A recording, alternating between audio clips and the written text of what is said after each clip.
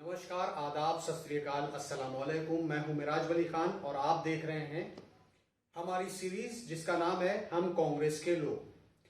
वैसे तो इस सीरीज के तहत हम भाजपा और आरएसएस द्वारा फैलाया गया झूठ जो उन्होंने इस देश में फैला रखा है उसका खुलासा करते हैं, लेकिन कभी कभी जरूरी हो जाता है कि कुछ ऐसे खुलासे, कुछ ऐसी बातें जिन पर चर्चा होनी चाहिए। हमारे साथ में आज हमारे मेहमान हैं कांग्रेस के सीनियर लीडर और काफी मकबूल अरशद आजमी साहब, जिन्होंने कांग्रेस पार्टी को एक लंबा वक्त दिया है और कांग्रेस की तमाम जिम्मेदारियों पर, संगठन के तमाम पदों पर रहकर उन्होंने जिम्मेदारियां निभाई हैं। उनके बारे में एक चर्चा, एक गलतफहमी लोगों में फैल गई, जिस पर हमने सोचा कि उस पर बात की जाए। लेकिन वो चर्चा क्या है, वो ऐसी गलतफहमी क्या है, इस पे बात करेंगे। उससे पहले हम अरशद साहब से बात करेंगे उनके बारे में, कांग्रेस के सफर के बारे में और कई मुद्दों के बारे में। उसके बाद उस बात पे जो एक अफवाह, जो एक र्यूमर फैला हुआ है अरशद साहब के बारे में, उसके बारे में भी बात करेंगे। सबसे पहले बहुत शुक्रिया कि आपने हमको वक्त दिया, ना कीमती वक्त। बहुत शुक्रिया आपका भी। काफी वक्त से आपसे बात करना चाह रहे थे और तशरीफ लाया आप यहाँ पे, कीमती वक्त निकाल के अपना। ये एक हमारी शुरुआत है। वैसे तो इस पे हम जो बीजेपी और आरएसएस में कांग्रेस के खिलाफ और कांग्रेस के नेताओं के खिलाफ एक फैला रखी हैं अफवाहें, उस पर बात करते हैं। लेकिन क्योंकि ये आपका एक मसला ऐसा था जो मेरी जानकारी में आया, मैंने सोचा इस पे बात करें क्योंकि उसको क्लियर होना चाहिए। लेकिन उससे पहले आपके बारे में बात करेंगे, जानना चाहेंगे आपके बारे में। कुछ आप अपने बारे में बताएं कि आप कांग्रेस में कितने वक्त से हैं, किन किन जिम्मेदारियों को आप निभा चुके हैं। मेराज भाई, जो राजनीतिक सफर की शुरुआत हमारी हुई जी, वो 86-87 में, जब कांग्रेस सरकार उत्तर प्रदेश में हुआ करती थी, उस वक्त हमारी शुरुआत हुई और राजनीतिक सफर हमारा कांग्रेस से ही शुरू हुआ। हमारे वालिद भी कांग्रेस के सपोर्टर थे, तो एक तरह से कहा जाए तो हमारे खानदान और रिश्तेदार सभी कांग्रेसी थे, जिसके असरात हमारे ऊपर थे। और कांग्रेस की तरफ ही हमारा रुझान होने की वजह से मैंने उस वक्त के मौजूदा प्रदेश अध्यक्ष संतोष सिंह हुआ करते थे, अच्छा, जो यूथ के प्रेसिडेंट थे जी, और हमने हमारे आजमगढ़ से वो एमपी भी थे उस वक्त, तो हमारी उनसे खुरबत थी और वो जानते थे हमारा बैकग्राउंड। और उन्होंने मुझे युवा कांग्रेस में प्रदेश सचिव के पद पे नियुक्त किया और हमने उस वक्त एक्टिविटीज की जी। तो राजनीतिक सफर की शुरुआत हम कहेंगे कि वहीं से हुई हमारी। और स्टूडेंट लाइफ थी, उसके बाद मैं पढ़ाई वढ़ाई कंप्लीट करने के बाद फिर बाद में सरकार कांग्रेस की नहीं बन पाई बदकिस्मती से उत्तर प्रदेश की जी। तो राजनीतिक जो एक्टिविटीज थी हमारी वो भी थोड़ा कम हो गई। हाँ, अलबत्ता सोशल एक्टिविटीज में हम ज्यादा इन्वॉल्व हो गए और हम लोगों ने यहाँ पे सोशल एक्टिविटीज के तहत जो है लखनऊ के अंदर चूंकि हम रह रहे थे तो यहाँ पे हम बहुत काम किए हम लोगों ने। बल्कि हम लोगों ने यूपी में भी कई जिलों में जाकर के जागरूकता अभियान और मेडिकल कैंप्स, लोगों की पॉलिटिकल बेदारी, ये सब बातें जो थी वो हम सोशल एटमॉस्फेयर में, सोशल प्लेटफॉर्म पे जाके हम लोगों ने बहुत की। लेकिन वक्त जाता रहा, बढ़ता रहा। उसके बाद जनसत्ता बीच में एक पार्टी बनी थी, आपको याद होगा। तो कुछ दिनों के लिए वीपी सिंह के जो बेटे थे अजय सिंह, हमारे एक अच्छे दोस्त थे वो, तो उन्होंने एक पार्टी बनाई थी जनसत्ता, वीपी सिंह ने। तो बाद में वो कमान उन्हीं ने संभाल ली थी उसकी। और करीब 1 साल हम उनके साथ रहे वहां पे, और वो पूरी जनसत्ता पार्टी लेकर कांग्रेस के अंदर 2009 में हम लोग मर्ज कर दिया था हम लोगों ने। और उस वक्त 2009 में केंद्र में सरकार थी कांग्रेस की, और उत्तर प्रदेश की प्रदेश अध्यक्ष रीता बहुगुणा जोशी थी। बाकायदा हमारे घर पे आई थी वो। हमारा बैकग्राउंड शहर के लोगों ने उनको बताया था कि इनको कांग्रेस में जोड़ा जाए, और उन्होंने अहमियत समझी इस बात की, और वो घर पे आई और उन्होंने बाकायदा तौर से ये बात रखी हमसे कि कांग्रेस में अरशद तुम आ जाओ, और यहाँ पे बड़ी पार्टी है और हम लोग मिलके काम करेंगे। तो मुझे समझ में आ गई थी बात उनकी, और फिर मैंने अपने पार्टी मेन से मशवरा किया, और अजय सिंह से हमारी बातचीत हुई, प्रदेश अध्यक्ष कैलाश नाथ यादव थे उस वक्त, उनसे हमारी बातचीत हुई, और इसी जगह बैठ के, इसी ड्राइंग रूम में बैठ के तय हुआ कि हम सब लोग कांग्रेस में 2009 में आ गए हम लोग। अब उसके बाद जी आप 2009 से और 2022 तक का आपका जो कांग्रेस के साथ सफर रहा, खासतौर से जिन आप जिम्मेदारियों को निभा चुके हैं, जिन पदों पर हैं, उसके बारे में थोड़ा अगर बता सकें लोगों को। जी देखिए, कांग्रेस में हमने बहुत मेहनत की जी, और ख़ास तौर से हमें जिम्मेदारी जो दी गई उस वक्त minority welfare programme monitoring unit बनाई गई थी, जो सोनिया गांधी जी ने बनाई थी। अच्छा। और हमें उसका प्रदेश अध्यक्ष बनाया गया यूपी का। अच्छा। और हमने उसके तहत जो है यूपी के अंदर बहुत अच्छे तरीके से काम किया। बीसीओ डिस्ट्रिक्ट में जा करके हम लोगों ने सेंट्रल गवर्नमेंट की जो स्कीमें थी, जो माइनॉरिटी जिससे फायदा उठा सकते थे, उनको उजागर किया। और उस मेहनत का बहुत हमें फायदा भी मिला। हाँ, वो माइनॉरिटीज जिनको अवेयरनेस नहीं थी कि कांग्रेस ने इतना बड़ा कार्य किया है।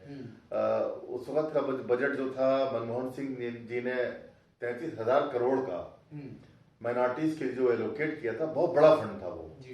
तो वो सारी स्कीमें जब हम लोगों के सामने जब रखी, तो लोगों की आंखें खुली रह गई कि कांग्रेस ने इतना बड़ा काम किया है। हालांकि कांग्रेस उस वक्त भी अपनी इस स्कीम को उजागर करने में पूरे तरीके से मैं नहीं समझता हूँ कि वो सफल रही हो। हाँ, इस तरह की एक्टिविटी जो उत्तर प्रदेश में शुरू की गई, जो हम बनाए गए इसके चेयरमैन, तो हमने डिस्ट्रिक्ट वाइज इसके जिम्मेदारान को ट्रेंड किया, और वहाँ पे ये सारी चीजें स्कूलों में, इंजीनियरिंग कॉलेजेस में, हर जगह इंट्रोड्यूस किया गया। तो उससे वो लोगों ने फायदा उठाया। आपको जब ये जिम्मेदारी मिली 2009 में, तो आपने इसका अपना संगठन किस लेवल तक पहुंचाया? नहीं, संगठन तो पूरे प्रदेश लेवल तक पहुंचा दिया था हमने। अच्छा।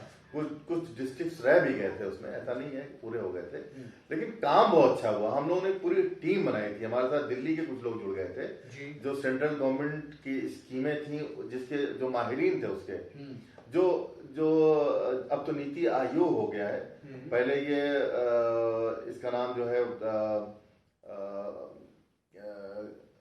इसका नाम पहले जो है नीति आयोग का नाम पहले क्या था? NITI Aayog, I am sorry, याद नहीं कर पा रहे हैं। तो खैर उसके वो मेंबर भी थे, और उन लोगों ने आकर के जब साथ दिया हमारा, और उनकी वो पूरी टीम, 5-7 लोगों की टीम लेके हम जब उत्तर प्रदेश में निकले हैं, तो खासतौर से पूर्वी उत्तर प्रदेश में जैसे आजमगढ़, मऊ और बनारस, और पश्चिमी उत्तर प्रदेश में मेरठ, गाजियाबाद और सहारनपुर, ऐसी जगहों पर जब हम गए, जो खासतौर से माइनॉरिटी बहुल क्षेत्र हैं, उन लोगों ने बहुत अप्रिशिएट किया उसको कि इतनी बड़ी फैसिलिटीज जिससे हम अवेयर नहीं कर रहे थे, और हम लोगों ने इंट्रोड्यूस कराया, तो लोग उस स्कीम के तय जो है कांग्रेस से जुड़े जी। और उन्होंने ये बात समझी कि हाँ, कांग्रेस ही एक ऐसी पार्टी है जो सभी धर्म विशेष के लिए जो है अपना काम करती है। किसी ऐसा नहीं है कि मतलब उसमें किसी एक विशेष वर्ग के लिए आजकल तुष्टिकरण नहीं करती थी। तो ये बात कांग्रेस की बहुत ही एप्रिशिएटिंग थी, और उससे बहुत फायदा भी कांग्रेस को पहुंच रहा था, लोग जुड़ रहे थे कांग्रेस की तरफ। लेकिन जो पीड़ा है मैं वो बताना चाहूँगा कांग्रेस में रहते हुए, और जो कमियां हैं कांग्रेस उत्तर प्रदेश में अब तक पूरे तरीके से संगठन देखा जाए कांग्रेस का, अगर वो कमजोर क्यों रह रहा है, इस पे हम लोग को चर्चा करने की जरूरत है। वो क्या वजह हैं कि हम उत्तर प्रदेश अभी में आप नहीं जा पा किसी जिम्मेदारी को निभा रहे हैं? अभी आप किसी पद पर हैं? नहीं, देखिए अभी फिलहाल तो मैं करीब 5 सालों से किसी पद पे नहीं हूँ जी। 5 साल नहीं बल्कि 3-4 साल हो गए जब से अभी जो नया गठन हुआ। राज बब्बर जी जब प्रेसिडेंट थे उस वक्त हम पद पे थे, प्रदेश सचिव के पद पे थे उत्तर प्रदेश में, मेन कांग्रेस में प्रदेश सचिव थे जी, मेन बॉडी में थे हम। एज ए प्रदेश सचिव आपको क्या जिम्मेदारी मिली थी? कोई एज ए प्रदेश सचिव हमको उन्नाव, कानपुर, ये 2 डिस्ट्रिक्ट हमें दिए गए थे जी, जहाँ का दौरा होता था हम लोगों का। उससे पहले हमें फैजाबाद का इंचार्ज बनाया गया था निर्मल खत्री जी के जमाने में। हमने वहाँ का पूरा दौरा और वहाँ की जिम्मेदारी। उस दौरे में क्या करते थे? क्या ऐसे काम होते थे जिनसे कांग्रेस पार्टी को फायदा हो या संगठन को फायदा हो? देखिए एक्चुअली में हमें जब भी दौरा करने का मौका मिला है जी, तो जो पुराने कांग्रेसी थे वहाँ के, सबसे पहले उनको जोड़ने का जो हमने मुहिम वहाँ चलाई, और उनसे जब बातचीत हमने की तो उनकी जो शिकायतें थी वो बिल्कुल जायज थी।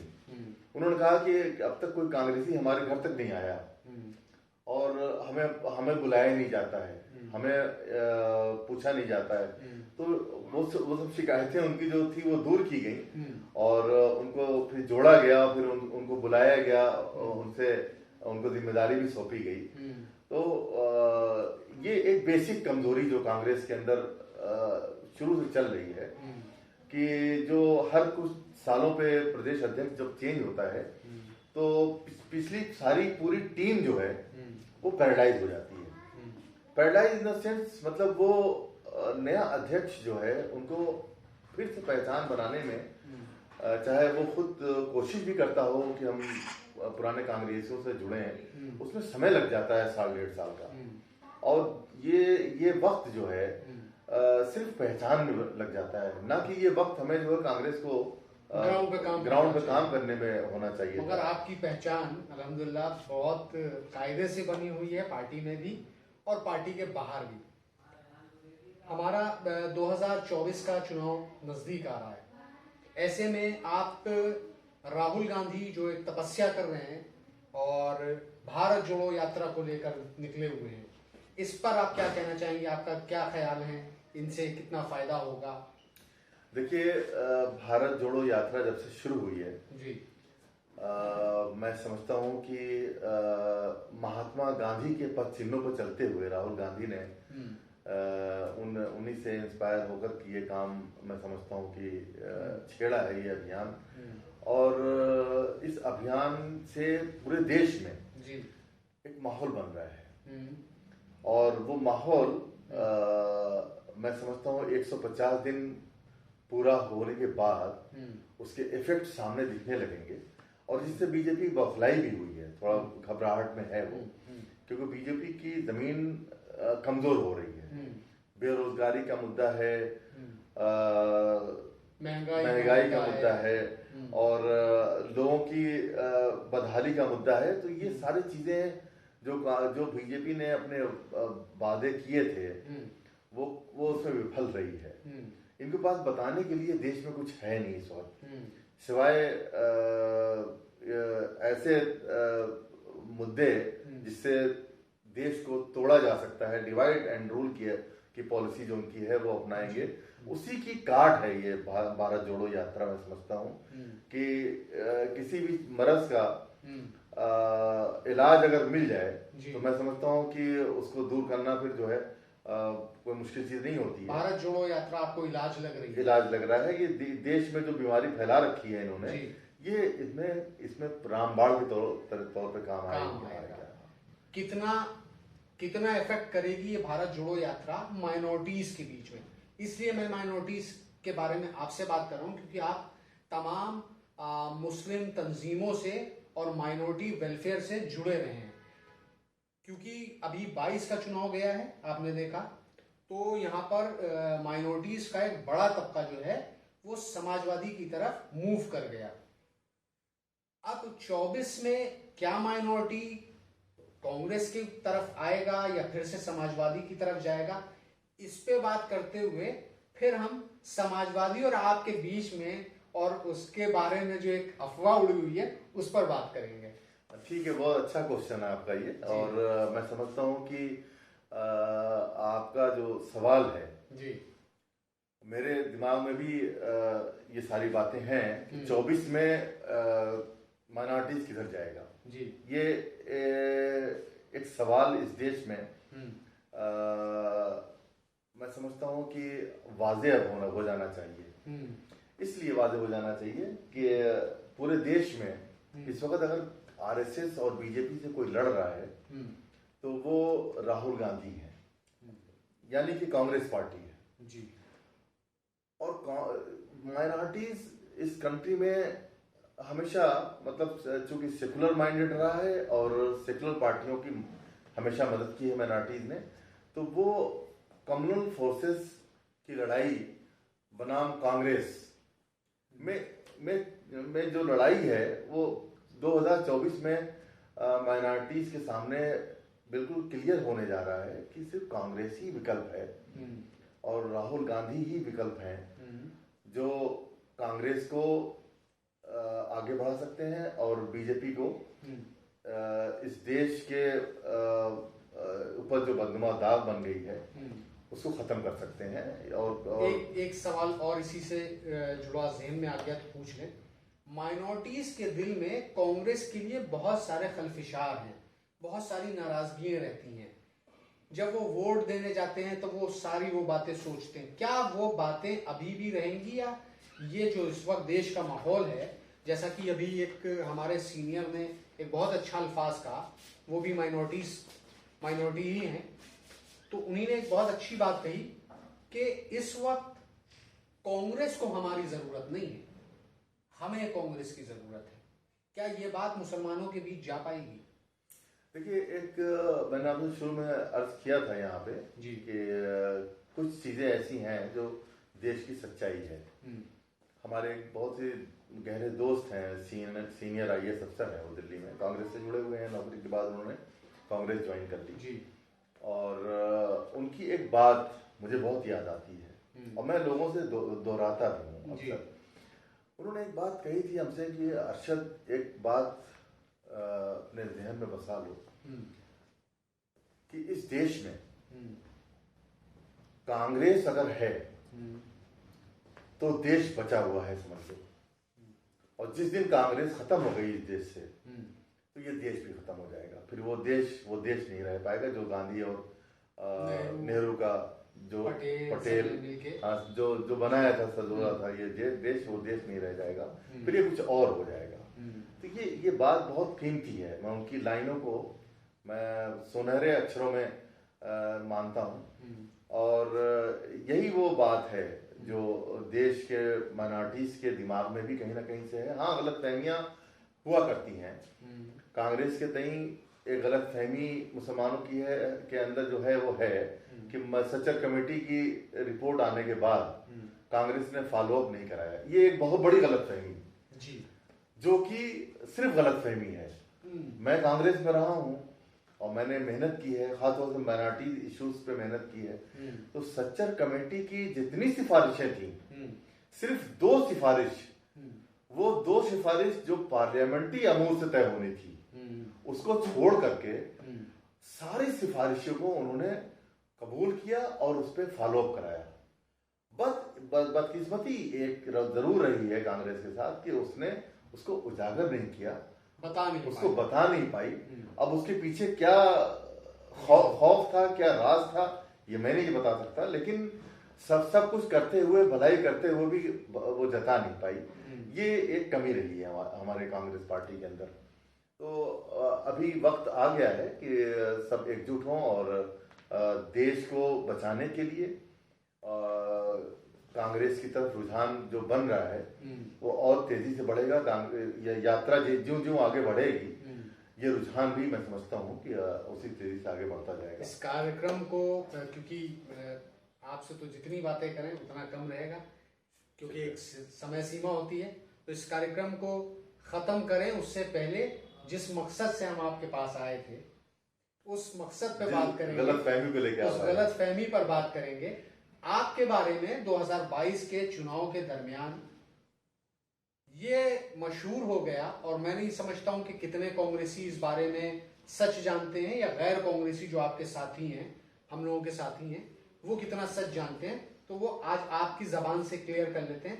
लोग ये सोचते हैं कि आपने 2022 में समाजवादी पार्टी ज्वाइन कर ली, ये क्यों फैली अफवाह, इस तरह की बातें क्यों हुई, वो क्या घटना थी, और आपने समाजवादी पार्टी ज्वाइन करी नहीं करी, आज आप कांग्रेस के हैं, ये आप खुद बताएं। नहीं, देखिए, बड़ी सच्ची बात है ये कि नाराजगी वाकई में उसी से होती है जिससे लगाव होता है। जी बिल्कुल।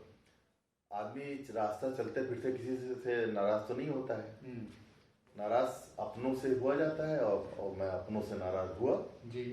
और उसकी नाराजगी की वजह मैंने कुछ आपको आज के डिस्कशन में बताई भी जी। कि जो कांग्रेस का जो ऑर्गेनाइजिंग सिस्टम है यूपी का, जो ढांचा है, उसमें जो एक बहुत बड़ा जो कमी है वो ये है कि हर 3 साल के बाद, 4 साल बाद, 5 साल बाद प्रदेश अध्यक्ष चेंज होता है, और प्रदेश अध्यक्ष चेंज होते ही पूरी टीम जो है बदल दी जाती है, और फिर पुराने कांग्रेसी जो बहुत अच्छे कांग्रेसी हुआ करते हैं, मेरे नॉलेज में भी हैं बहुत से लोग जी। जो घर बैठ जाते हैं, क्योंकि उनको वो चीजें नहीं आती हैं, जो ओबलाइज करने के जो तरीके हैं नए प्रदेश अध्यक्ष को, वो चीजें उनको नहीं आती हैं। मैं भी नहीं जानता वो सब चीजें, मैं नहीं कर पाता कि मैं एयरपोर्ट पर बुके लेके पहुंच जाऊं और ऑफिस तक उनको पहुंचाऊं, फिर उसके बाद फिर उनको खुशामद करूं, और रोज सुबह जा करके वहां पे चक्कर काटूं। हम लोग फील्ड के आदमी हैं जी, हम समाज से जुड़े हुए लोग हैं, हमारे पीछे एक बहुत बड़ा सोशल सेटअप है, तो हमारे पास वो एबिलिटी है कि हम पार्टी को कुव्वत दे सकते हैं। हम इस तरह काम नहीं कर सकते हैं कि हम रोज चाटुकारी कर सकते हैं, तो वो सब कमियां थी हमारे अंदर, वो मान लेते हैं अपनी कमी हम, और जिसके बुनियाद पे शायद पूरा एक पीरियड प्रदेश अध्यक्ष का मैं नाम नहीं लूंगा गुजर गया, और शायद मेरे पास एक टेलीफोन भी नहीं आया कि पार्टी को आपकी जरूरत है जी। तो एक डिस्क्रिमिनेशन हुआ मेरे साथ। मुझे ऐसा लगा कि शायद मुझे पार्टी की जरूरत नहीं है, या मैं पार्टी के लिए काबिल नहीं हूँ, तो ये सारी चीजें मेरे दिमाग में थी। और उसी दौरान इलेक्शन आ गया, और यूपी का इलेक्शन जो था वो बड़ा एक तरफा हो गया एक तरफ से देखा जाए तो, और समाजवादी को माइनॉरिटीज का एहसान मानना चाहिए कि उन्होंने एकजुट होकर के उनको वोट दिया। मैं उसी दौरान में आजमगढ़ के एक दौरे पे था, अपने पर्सनल दौरे पे जी, और वहाँ पे हमारे खानदान के कुछ लोग जो हैं समाजवादी में एक्टिव हुए थे, और वहाँ के जो लोकल एमएलए थे दुर्गा प्रसाद यादव, उन लोगों से जुड़े हुए थे, तो उन लोगों ने हमें बहुत दबाव डाला मेरे ऊपर कि आजमगढ़ के अंदर विकल्प के तौर पर सिर्फ समाजवादी है, तो आप समाजवादी का आजमगढ़ में साथ दीजिए। तो मैंने कहा भाई मैं तो कांग्रेस में हूँ, और कांग्रेस में रहते हुए मैं किस तरह साथ दे सकता हूँ। तो उन्होंने कहा ऐसा है कि आप सिर्फ मंच पे चलें मेरे साथ, और आप कांग्रेसी रहें ना रहें वो मुझे फर्क नहीं पड़ता है, लेकिन आपका खानदान यहाँ पे जा रहा है तो आप भी चलें मेरे साथ। तो मैं मंच पे चला गया था उनके, और मंच में जाने के बाद मुझे महसूस हो रहा था कि मतलब कि कुछ मीडिया पर्सन वही तस्वीर हर अखबार वही तस्वीर अरशद वो साहब मुझे मंच पे तो फोटो खींची जा रही थी, तो मैं समझ रहा था कि ये जो है वैसे तो पार्टी के लिहाज से गलत है ये, मैंने अपनी गलती तस्लीम कर रहा हूँ मैं, लेकिन मैं जब स्टेज से उतरा था तो मैं अपने गाड़ी में बैठ के सीधे लखनऊ आया था। मैंने कोई उनकी सदस्यता ली थी, ना मेरा लेने का कोई इरादा था। मैं कांग्रेस का पुराना मेंबर 87 से बना, उसके बाद बीच में दोबारा 2009 में बना। 2009 जो मेंबरशिप मेरे पास कांग्रेस की पुरानी है और अभी तक वो कायम है। और हाँ, अलबत्ता मैं कांग्रेस समाजवादी के मंच पर बैठा जरूर था, लेकिन मैंने उनकी सदस्यता न ली है और न लेने का कोई मेरा इरादा है। मैं आज की डेट में भी कांग्रेस मुझे पूछे ना पूछे, मेरे अंदर जो इख्तियार है वो तो कायम रहेगा कि मैं कांग्रेस के लिए समर्पित हूँ और राहुल गांधी की इस यात्रा को अप्रिशिएट करता हूँ। कांग्रेस का पूरा साथ दूंगा मैं, लेकिन कांग्रेस से शिकायत भी मुझे बहुत कुछ है। मैं मंच पे इस तरह नहीं बता पाऊंगा। मैं मिलूंगा और मिल करके उस कमियों को दूर करूंगा, क्योंकि अपने घर के अंदर की कमी हर इंसान को चाहिए जानना जरूरी है कि हमारी कमियां जो हैं वो क्या है। कोई अकले कुल बन के दुनिया में नहीं आया है, बेशक इंसान है, इंसान से गलती होती है। उस कमियों को दूर कर लें, हमारा घर और सुंदर और अच्छा हो जाएगा। जिसको दो अल्फाजों में आपसे आपकी बात पर बिल्कुल क्लियर कट पूछ लेते हैं, आपने समाजवादी पार्टी ज्वाइन नहीं करी? नहीं, मैंने ज्वाइन नहीं की। कल भी कांग्रेस के थे और आज भी कांग्रेस के हैं। तो जी, ये बेहतर है। अच्छा। अलबत्ता मेरी कुछ कांग्रेस के लीडरान से जरूर बातचीत हुई है कि ये गलतफहमी अगर है, अगर तुम्हारे दिमाग में ये बात है कि मैं समाजवादी हो गया हूँ, तो अरे तो भाई आ जाओ मेरे घर पे ना एक बार, पुराने कांग्रेस में जैसे आप आ गए। अगर रूठे हुए को मनाना कोई गुनाह तो नहीं है। अगर मान लीजिए मैं रूठा हूँ, मैं बहक रहा था, तो मुझे आके मना लो, बैठा हूँ घर पे। मैं दिल से कांग्रेस के लिए, और वो बात जो मैंने हमारे दोस्त राजकमल जी ने जो कही थी मुझसे कि इस देश में जब तक कांग्रेस है तो देश है, और अगर कांग्रेस नहीं रहेगी तो देश नहीं रहेगा। तो मुझे देश प्यारा है, पार्टी से पहले मुझे देश प्यारा है, मुझे देश बचाना है, इसलिए कांग्रेस के साथ में आना चाहता हूँ और हूँ मैं, और कांग्रेस के लिए कुछ काम करना चाहता हूँ। पहले किया भी है मैंने काम, ऐसा नहीं कि मैंने काम नहीं किया। मेरा इतिहास अगर पलट के देखेंगे तो मैंने जितने बड़े बड़े कार्यक्रम लखनऊ के अंदर करा दिए हैं, शायद अब तक मैं किसी माइनॉरिटी लीडर ने नहीं कराए हैं। गन्ना संस्थान 1000 की सीट है और मैंने कैमरा लगवा के बाहर 1000 की सीट और लगवाया था। 2000 लोग इकट्ठा थे, कांग्रेस के मंच पे इकट्ठा थे और माइनॉरिटीज के लोग थे उसमें। तो ये क्या भुला दिया जाएगा? नहीं, बिल्कुल नहीं। तो मैं चाहूंगा कि मुझे उसी तरह एक्टिव पार्टी करना चाहे अगर तो मुझे खिदमत करने का मौका दे और पार्टी के लिए मैं काम करूंगा। आप आए यहाँ पे आज, आपने कीमती वक्त निकाला और मेरे दिल की जो भड़ास थी मैंने आपके सामने रखी और बहुत साफ वही से रखी है। मैं कहीं से झूठ नहीं बोल रहा हूँ, जो चीज कही है मैंने बिल्कुल सच कही है। मैंने छुपाने की कोशिश नहीं की कि मैं आजमगढ़ गया तो मंच पे नहीं बैठा था। मैं गया था और बैठा था, मैं उसको एक्सेप्ट कर रहा हूँ, लेकिन मैं स्टिल आई एम कांग्रेसी। Thank you. तो ये है अरशद आजमी साहब, जिनको आपने सुना, और इनके बारे में जो अफवाह फैली हुई थी उसको भी इन्होंने क्लियर कर दिया। मेरी जिम्मेदारी ये थी, मुझे महसूस ऐसा हुआ कि ये काम करना चाहिए। लिहाजा कांग्रेसी और गैर कांग्रेसी जिनके जहन में जरा सा भी ये है कि अरशद आजमी साहब समाजवादी हो चुके हैं, तो ऐसा कतई नहीं है। वो कल भी कांग्रेस में थे और आज भी कांग्रेस में हैं। इस कार्यक्रम को यहीं पे खत्म करेंगे। उम्मीद करता हूं आप लोगों को पसंद आएगा, तो इसको लाइक और शेयर जरूर करिएगा। हमारे YouTube चैनल मेराज वली आफरीदी को जरूर सब्सक्राइब करिए, बेल आइकन दबाइए और आपकी जो भी राय हो उसे कमेंट बॉक्स में जरूर लिखें। जय हिंद, जय कांग्रेस पार्टी।